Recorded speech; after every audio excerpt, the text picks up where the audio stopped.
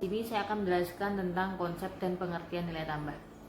Dalam membicarakan pendapatan dan pertumbuhan regional, perlu diketahui tentang konsep atau arti dari nilai tambah. Nah, kebanyakan orang menganggap bahwa pendapatan regional identik dengan nilai produksi yang dihasilkan di wilayah tersebut. Nilai produksi itu tidak sama dengan nilai tambah, karena dalam nilai produksi telah terdapat biaya antara, yaitu biaya pembelian atau biaya perolehan dari sektor lain yang telah dihitung. Pada umumnya, yang termasuk nilai tambah dalam suatu kegiatan produksi atau jasa yaitu berupa upah atau gaji, laba, sewa tanah, bunga uang, penyusutan, pajak tidak langsung, dan farm gate. Sekarang saya akan menjelaskan macam-macam nilai tambah yang sudah saya sebutkan sebelumnya. Nah, upah dan gaji. Upah itu merupakan balas jasa yang diberikan kepada para pekerja sesuai dengan prestasi. Sedangkan gaji merupakan balas jasa yang nilainya tetap untuk kurun waktu tertentu. Jadi gini, sewa tanah yang dihitung adalah yang dibayarkan, sedangkan sewa tanah yang diterima karena menyewakan tanah, nilai tambahnya akan terlihat pada laba. Yang keempat adalah bunga uang, yaitu pendapatan bagi pemilik modal karena meminjamkan uangnya untuk ikut serta dalam proses produksi. Yang kelima adalah penyusutan. Penyusutan berarti menurunnya nilai dari alat yang telah dipakai dalam proses produksi, terutama alat yang dimiliki sendiri. Kemudian, apabila penyusutan belum dikurangkan, maka yang diperoleh adalah nilai tambah bruto. Dan penyusutan ini dikurangkan untuk mendapatkan nilai tambah neto. Yang keenam adalah pajak tidak langsung. Dalam harga jual terdapat unsur pajak penjualan dan bea cukai. Nah, pajak tidak langsung itu menaikkan harga jual dan tidak menambah pendapatan produsen, tapi jauh ke tangan pemerintah. Dalam nilai tambah bruto telah terdapat unsur pajak tidak langsung. Unsur pajak harus dikurangkan untuk mendapatkan nilai tambah yang bisa dinikmati masyarakat. Yang ketujuh adalah farm gate. Harga yang diterima petani adalah rata-rata harga produsen dari hasil produksi petani sebelum ditambahkan dengan biaya transportasi atau pengangkutan dan biaya pengepakan ke dalam harga penjualannya. Saya akan menjelaskan bagian dari contoh perhitungan nilai tambah. Nilai tambah sendiri adalah suatu pertambahan nilai dari suatu komoditas yang sudah mengalami pengolahan, pengangkutan, maupun penyimpanan dalam suatu produksi. Nah, untuk mendapatkan gambaran yang lebih jelas, di makalah terdapat contoh perhitungan nilai tambah yang sederhana. Misalnya, seorang petani yang sedang mengolah sebidang tanah seluas 1 hektar yang akan ditanami jagung. Bisa dilihat di makalah. Dari contoh tersebut, biaya antaranya adalah bibit, pupuk, pestisida sebesar 1.200.000, sehingga nilai tambah dari kegiatan tersebut adalah 5 juta dikurangi 1.200.000 sama dengan 3.800.000. Ini adalah bagian yang bisa dinikmati masyarakat setempat seandainya faktor-faktor produksi tersebut dimiliki sendiri oleh masyarakat. Dengan catatan, dari pemasukan tersebut masih perlu dikurangkan biaya penyusutan ataupun pajak yang diminta oleh pemerintah. Terhadap contoh di atas, masih ada beberapa hal yang perlu dipersoalkan, seperti seandainya selain tenaga kerja yang digaji atau buruh yang bekerja di sawah tersebut, ada juga tenaga anggota keluarga yang turut bekerja namun tidak digaji, katakanlah 10 orang. Nah, apakah hal ini mengubah nilai tambah dari kegiatan tersebut? Jawabannya adalah tidak, karena nilai tenaga keluarga yang tidak dibayar tersebut tercakup dalam keuntungan petani yang merupakan unsur nilai tambah. Nah, ada lagi jika seorang petani ini tidak memiliki lahan. Nah, sehingga dia harus menyewa lahan sebesar 500.000 hanya untuk sekali tanam. Apakah hal tersebut mengubah total nilai tambah? Jawabannya juga tidak. Hanya saja pengeluaran petani naik sebesar Rp500.000 sehingga keuntungannya turun sebesar Rp500.000. Nah, jika seandainya petani ini tidak memiliki modal dan dia harus meminjam modal untuk membeli pupuk, bibit, dan pestisida sehingga harus kepada pihak ketiga, meminjam ke pihak ketiga. Nah, setelah panen ia harus mengembalikan pinjaman ditambah bunga, misalnya 400.000. Apakah hal tersebut juga akan mengubah nilai tambah? Jawabannya juga tidak, karena hal ini hanya akan menambah biaya bunga sebesar 400.000 dan mengurangi laba dengan jumlah yang sama. Baik bunga maupun keuntungan adalah unsur dari nilai tambah. D. Berbagi konsep dan definisi. Berbagi konsep dan definisi yang bisa dipakai dalam membicarakan pendapat regional atau nilai tambah akan ditemukan berikut ini. 1. Produk domestik regional bruto PDRB atas dasar harga pasar. Produk domestik regional bruto atas dasar harga pasar adalah jumlah nilai tambah bruto gross value added yang timbul dari sebuah sektor perekonomian di wilayah itu. 2. Produk domestik regional neto PDRN atas dasar harga pasar. Produk domestik regional neto atas dasar harga pasar adalah produk domestik regional bruto atas dasar harga pasar dikurangi penyusutan. 3. Produk domestik regional neto PDRN atas dasar biaya faktor adalah PDRN atas dasar harga pasar dikurangi pajak tak langsung neto. 4. Pendapatan regional. Pendapatan regional neto adalah produksi domestik regional neto atas dasar biaya faktor dikurangi aliran dana yang mengalir keluar ditambah aliran dana yang mengalir masuk. Produk domestik regional neto atas dasar biaya faktor merupakan jumlah dari pendapatan berupa upah dan gaji, bunga sewa, dan keuntungan yang timbul dari kegiatan wilayah tersebut. Akan tetapi pendapatan tersebut tidak seluruhnya menjadi pendapatan penduduk daerah setempat. 5. Pendapatan perorangan personal income dan pendapatan siap dibelanjakan. Apabila mendapatkan regional income dikurangi pajak, pendapatan perusahaan, corporate income taxes, keuntungan tidak dibagikan, undistributed profit, iuran kesejahteraan sosial, social security contribution, ditambah transfer yang diterima oleh rumah tangga dari pemerintah, bunga neto atas uang pemerintah, sama dengan pendapatan perorangan personal income. 6. Pendapatan regional atas dasar harga berlaku dan harga konstan. Kenaikan penurunan dapat dibedakan menjadi dua faktor berikut: kenaikan penurunan real dan kenaikan penurunan pendapatan. 7. Pendapatan per kapita. Pendapatan per kapita adalah total pendapatan suatu daerah dibagi jumlah penduduk di daerah tersebut untuk tahun yang sama. Angka yang digunakan semestinya adalah total pendapatan regional dibagi jumlah penduduk. Akan tetapi angka ini seringkali tidak diperoleh sehingga diganti dengan total PDRB atas dasar harga pasar dibagi dengan jumlah penduduk. Di sini saya akan melanjutkan materi sebelumnya tentang contoh perhitungan nilai konstan. Misalnya di suatu provinsi hanya ada 3 sektor, yaitu 2 sektor produksi dan 1 sektor jasa. Nilai tambah masing-masing sektor dalam kurun waktu berselang waktu 5 tahun. Dapat kalian lihat di makalah.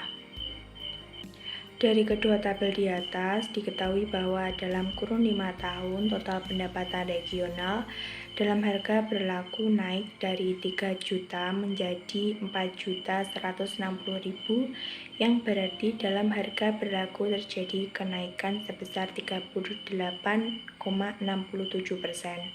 Akan tetapi, hal ini tidak menggambarkan kenaikan real dari kemakmuran masyarakat.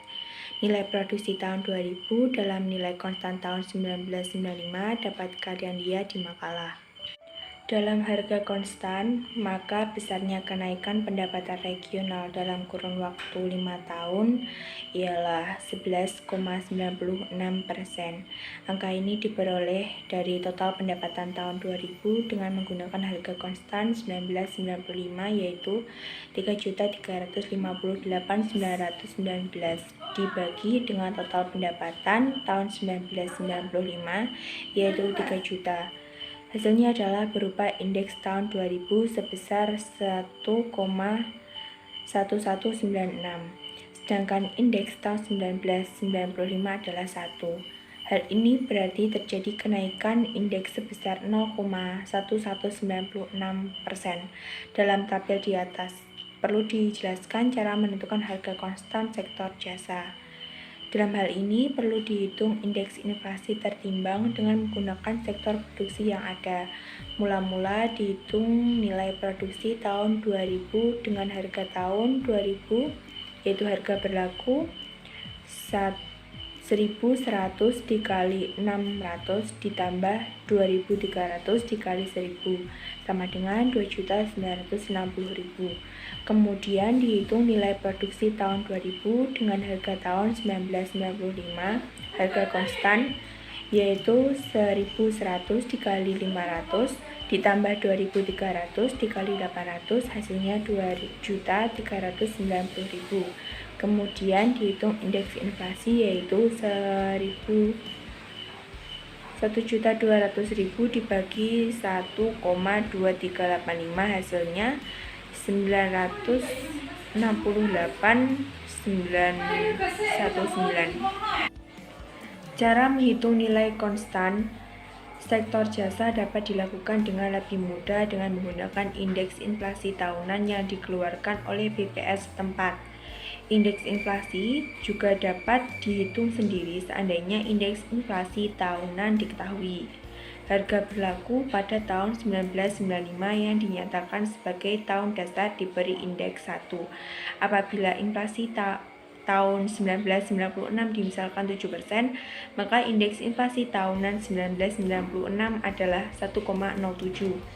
Apabila inflasi pada tahun 1997 adalah 8%, maka dilihat dari tahun dasar 1995 indeks inflasi 1997 adalah 1,07 dikali 1,08. Demikian seterusnya hingga diperoleh indeks inflasi tahun 2000 atas dasar tahun 2095. Akan menyampaikan poin terakhir, yaitu metode perhitungan pendapatan regional. Metode perhitungan pendapatan regional pada tahap pertama dapat dibagi dalam dua metode, yaitu metode langsung dan metode tidak langsung.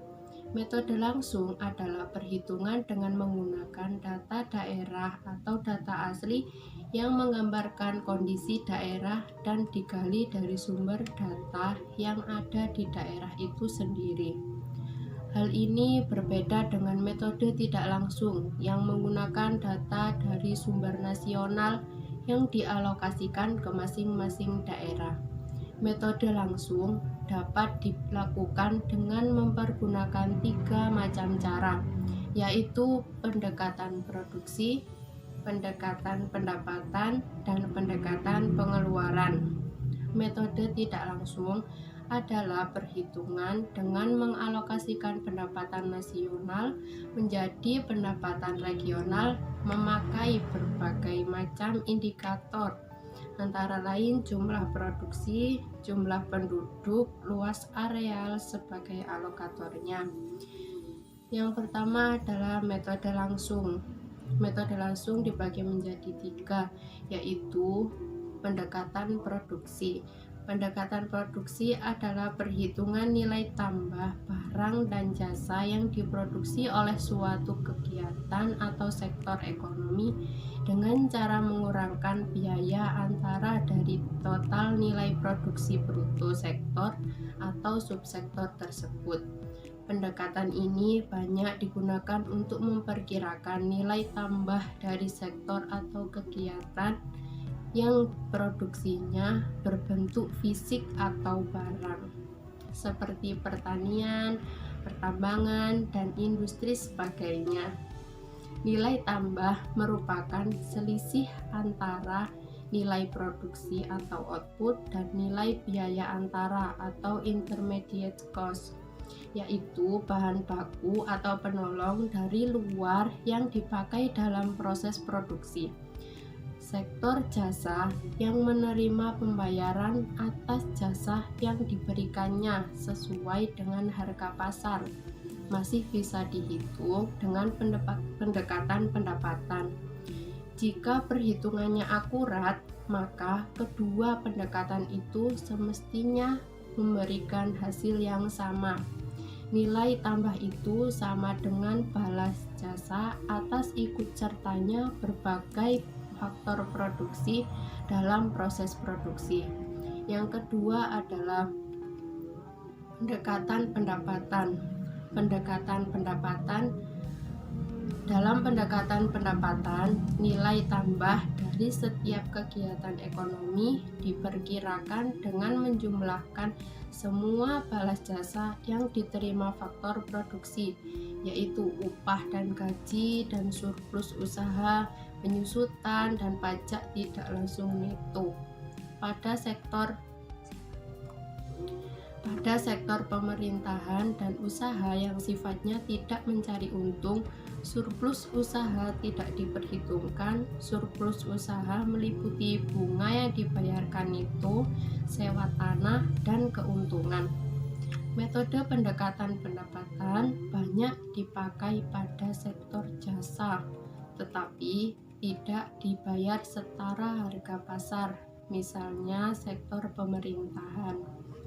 Hal ini disebabkan kurang lengkapnya data dan tidak adanya metode yang akurat yang dapat dipakai dalam mengukur nilai produksi dan biaya antara dari berbagai kegiatan jasa, terutama kegiatan yang tidak mengutip biaya.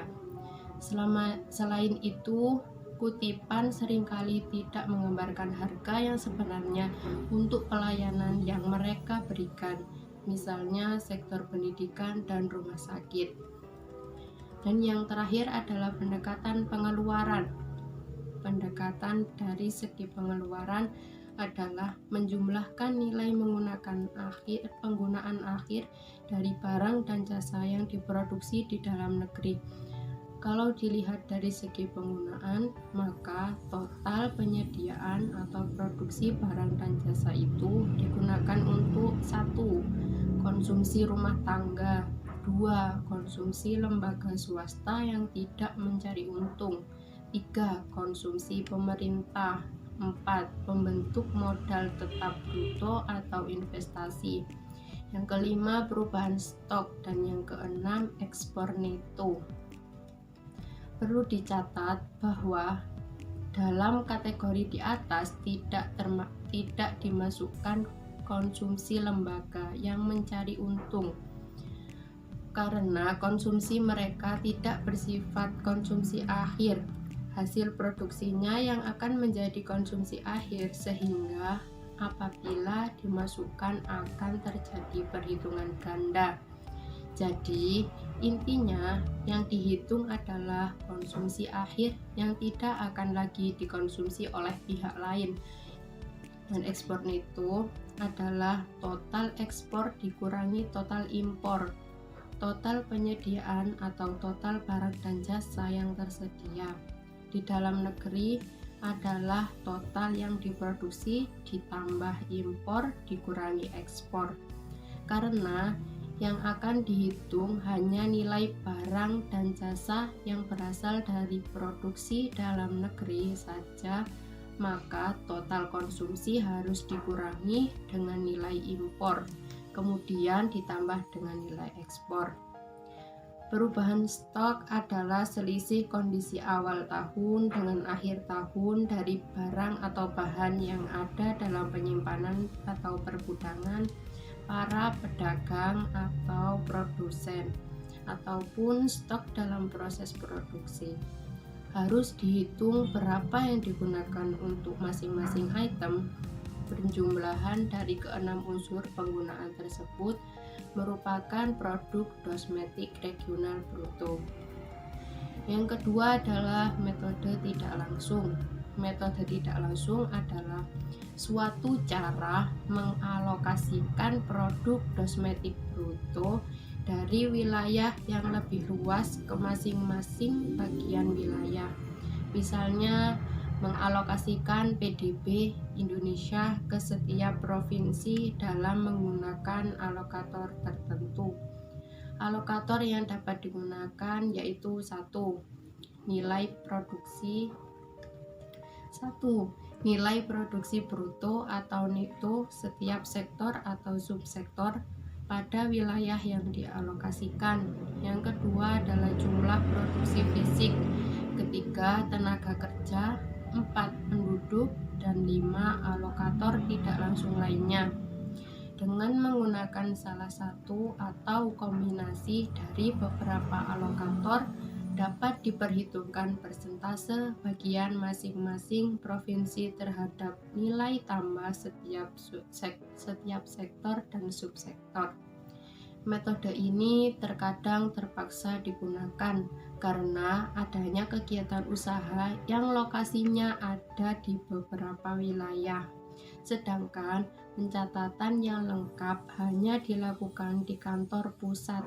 Misalnya, laba perusahaan tidak tercatat pada masing-masing wilayah, melainkan hanya tercatat di kantor pusat. Contoh lain, apabila proses produksi bersifat berantai dan masing-masing mata rantai berada pada wilayah yang berbeda.